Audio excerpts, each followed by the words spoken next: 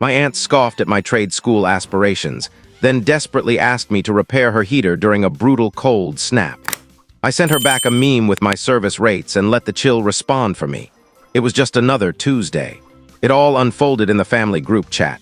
You know, the kind filled with blurry selfies, outdated gifs from 2012, and Aunt Karen's daily motivational quotes that seem ripped straight from someone's Facebook feed. Most days I mute it and scroll past. But this time, Karen sent a meme that stopped me cold. It was a cartoon of a scruffy guy with a wrench, wearing a worn-out cap, staring at a smoking heater. Bold red text above read, "Trade school equals flunking with tools and tears of joy." My name was tagged twice. She added a comment, couldn't resist. "Sorry, not sorry," winking emoji. My cousin Lisa replied with a skull emoji and a laughing face. "He's gonna lose it," she wrote.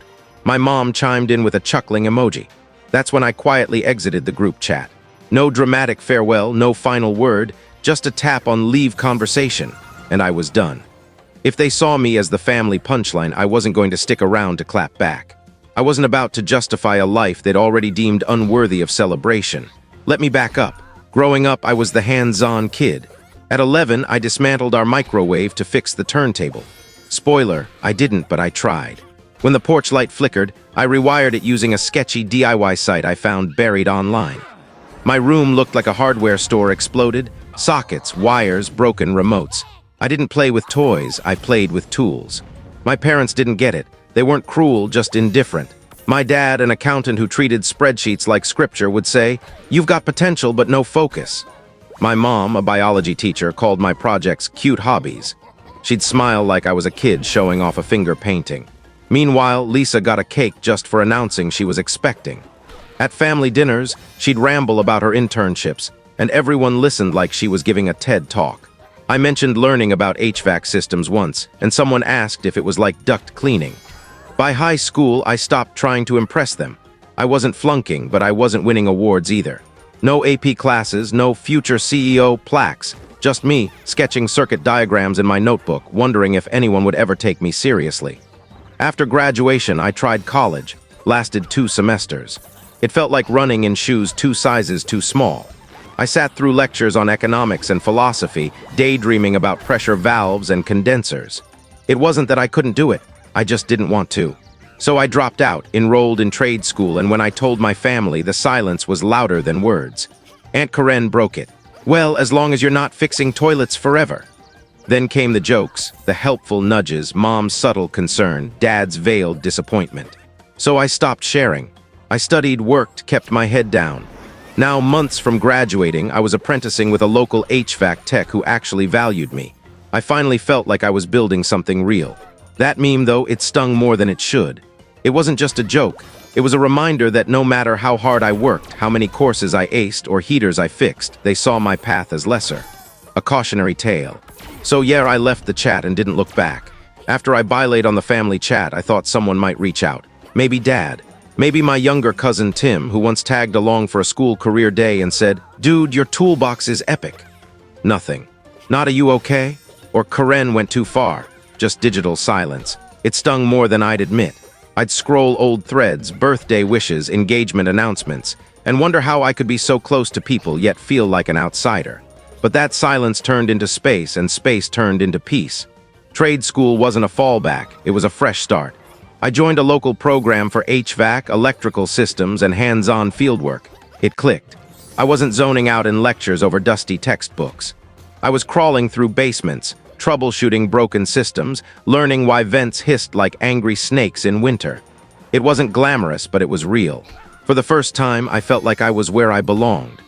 My mentor, Mike, a 50-year-old ex-Navy mechanic with a bad back and a sharp wit, chewed me out when I botched a thermostat install, but handed me his spare multimeter the next day like it was a trophy. "You've got hands that know what's up," he said, chuckling. "Don't let anyone who's never touched a wrench tell you different." It was the closest thing to praise I'd gotten from a grown man not wearing a suit. My days were long, classes in the morning, apprenticeship in the afternoon, weekend gigs for neighbors needing cheap fixes. My uniform, cargo pants, steel-toe boots, a jacket with 3 kinds of sealant stains. Meanwhile, my family was out there living their lives. I saw glimpses, Lisa's posts of champagne flutes at networking events, her caption, "Surround yourself with warmth, not drama." probably aimed at me. Whatever. I was too busy tightening ducts and memorizing fuse box layouts to care. Still, there were moments that hit hard. Like when Mom sent a group photo from Lisa's law school luncheon, all gold foil napkins and a harpist. I wasn't invited. I only saw it because Tim accidentally forwarded it to an old alumni list, or when Dad's Facebook post went viral in our town's group. Proud of Lisa for choosing the academic path. Not everyone has the guts for the tough road. I laughed out loud, then went back to fixing a leaky gas line in a crawlspace so cold I could see my breath. That was my life, working in places no one wanted to be, solving problems no one else understood, building a future no one saw yet. And shockingly, I was content. Not in a picture-perfect social media way, but deep down, bone-level satisfied. The kind of joy you get from finishing a job, peeling off your gloves, and knowing you fixed something that matters. I didn't need their validation. But yeah, I noticed the silence, especially when it got cold. Winter hit like a freight train.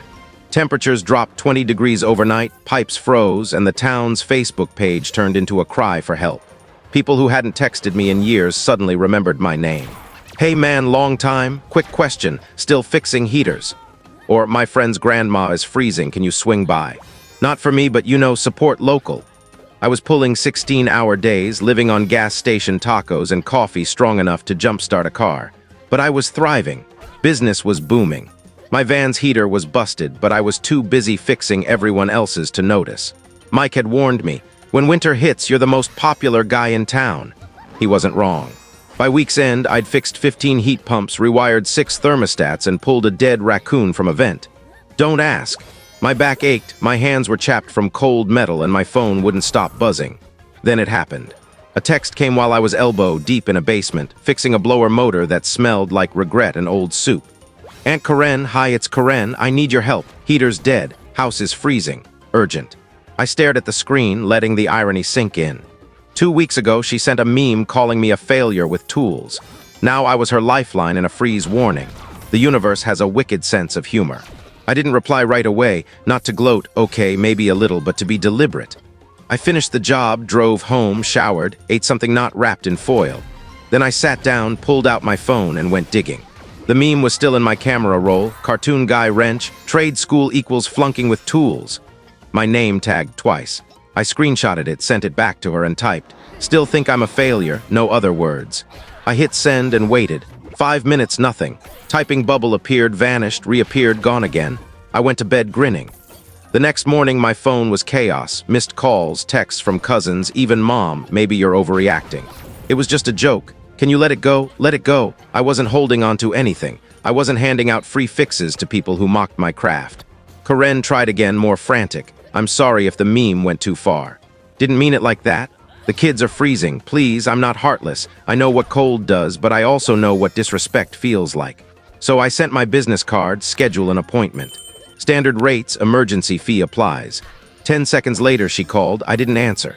Another text, we're family. Funny. I was family now.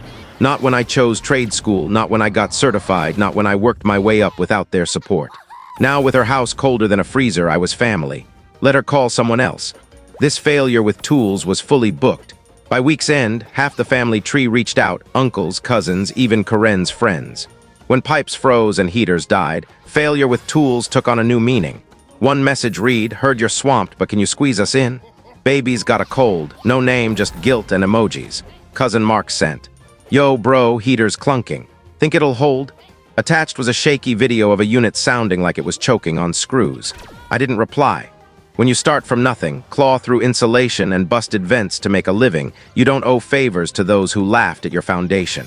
Karen wasn't done. After her panic texts, she sent a softer one, we'll pay whatever you charge. I know we got off on the wrong foot. Wrong foot. She posted a meme calling me a disappointment and tagged me twice like it was a comedy roast. I finished my job, cleaned up, and scrolled my camera roll. There it was, the meme. I sent it back with, still think I'm a failure. Her typing bubble popped up, vanished twice. Then, the kids are cold. Please. Guilt tried to creep in, but I'd spent years trying to prove myself to a family that only looked up when they needed me. I sent my business card again. Standard rates. Emergency calls double. She didn't reply. Mom did, though, calling the next morning, no pleasantries. Josh, call your aunt. I paused. You mean the one who made me a joke, then begged for help? She's family. There it was, the guilt trip. As if family erased everything before.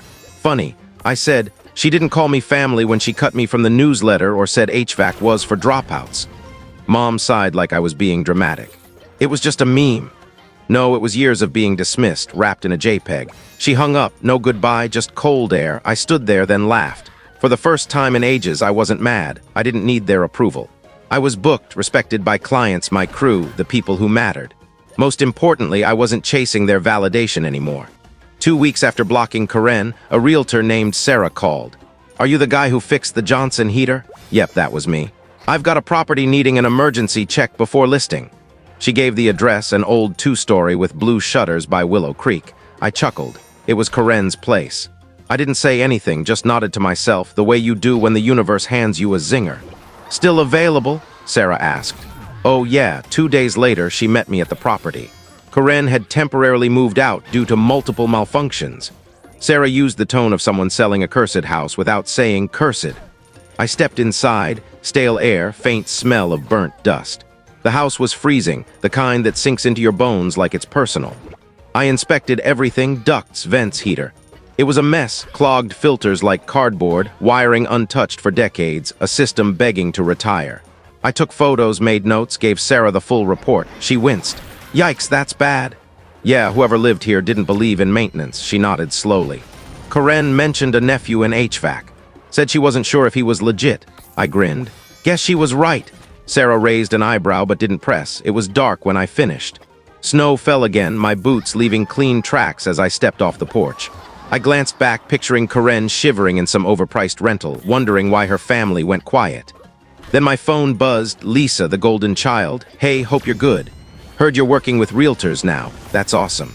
I could connect you with some people. Let's catch up soon." No apology, no mention of the meme, just a slick pivot to networking like we were old pals. I didn't reply, just screenshotted it, added it to my folder. What was this energy before? Later, Karen's husband, Uncle Dan, who once called HVAC a phase, left a voicemail. "Josh, buddy, heard you stopped by the house. Things are crazy. Karen overreacts sometimes, you know how it is. If you could patch things up, nothing fancy, we're tight on cash." Of course, house wouldn't sell without working heat, and the failure with tools was their only shot. I didn't call back. I sent an invoice, full service, full price, no favors. Not out of spite, but professionalism. I didn't need revenge, I had receipts. A week later, Sarah emailed, "Hey Josh, they're holding off on selling till spring. Heater repairs on pause, thanks again." Karen saw the invoice, balked, and chose to freeze. Cool. Halfway through another job, a client tagged me in a Facebook post. Shout out to Cool Fix HVAC. Josh showed up on time, didn't overcharge, explained everything clearly. Highly recommend. Dozens of likes, then shares, a comment. "Wait, isn't this Rachel Hammond's nephew? Didn't she say he wasn't legit?" Grab the popcorn. My inbox became a confessional. Old friends, distant cousins, high school acquaintances. "Didn't know you were killing it, man. Rachel looks dumb now." Or "Proud of you, always knew you'd make it." That last one was from a cousin who once told me I peaked in shop class. Funny how people flip when your name trends, even if it's just in a local Facebook group. Even mom texted, "Your business is getting buzz. Nice. Maybe drop the meme thing now? Drop it." They threw that meme like a knife in my back, and now I'm supposed to shrug it off. I didn't reply. Instead, I posted a photo of myself by my work van holding a new EPA certification. Caption: "Not bad for a failure with tools. Proud of my work. Proud of my path. Stay warm, folks. Not petty, okay, a little petty, but true." Comments flooded in from clients, neighbors, trade school buddies, people who saw the work, not just the path. Karen's name popped up in the scene list 3 times. She didn't comment. Later, my 19-year-old apprentice, Jake, fresh out of school and nervous as hell, asked, "Was that your aunt on Zillow whining about frozen pipes?" I blinked. "What?" He showed me a local news clip. Karen bundled up indoors, saying, "It's just shocking. We thought the system would hold another year." No mention of calling me, no admission of neglect, just classic deflection. I shrugged. "You'll learn, kid. Some people only value your work when it's on the news." He laughed. "So we fixing her place or not?" "Nah," I said, "but we might fix her neighbors again. He tips better." We loaded the van, ended the day with sore muscles, calloused hands, another house warmed, and a confidence I didn't know I'd earned. Every room I stepped into felt warmer than the family I'd left behind. By February, I'd handled nearly 60 service calls in 2 months. My boots were beat, my voicemail was full, my van's cup holder had a permanent coffee stain. They say you've made it when you can slow down. I hadn't, but something shifted. I wasn't just fixing heaters, I was being seen. People waved at my van. Strangers stopped me at gas stations. The town newsletter called me a local business hero. Then, the unbelievable, a nomination for a community business award. 2 clients submitted my name. I didn't even know there was a process. The letter came in a fancy envelope with a cheesy trophy graphic.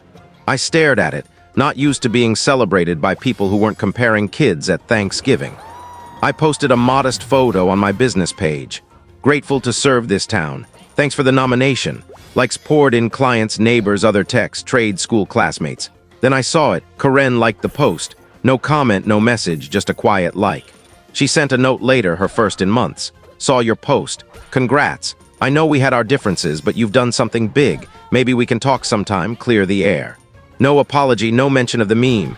Just a soft knock on a door she helped slam shut years ago.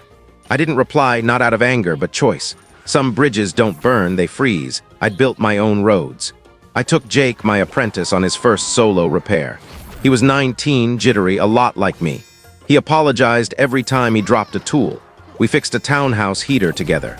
The owner gave us banana bread and a mug that said, "Thanks a bunch," in goofy font. Jake grinned the whole drive back. "You always know what to say to clients," he said. I shrugged. "The best ones ignored me first." He looked confused. I laughed. "You'll get it, just keep showing up." That afternoon, I took him to the storefront I'd just leased. Small, on the corner of Oak and 2nd, with space for a desk, 2 workstations, and a backroom for gear. To me, it was the future. I unlocked the door, let him go first.